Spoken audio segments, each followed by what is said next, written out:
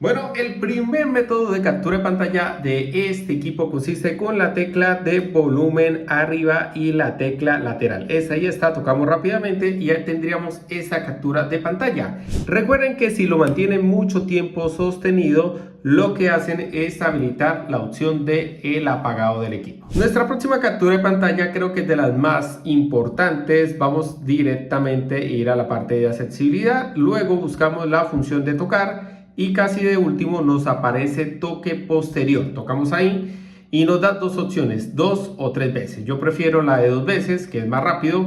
Busco la función que voy a hacer, en este caso captura de pantalla, y es tan sencillo, no sé si se puede ver acá. Toquemos acá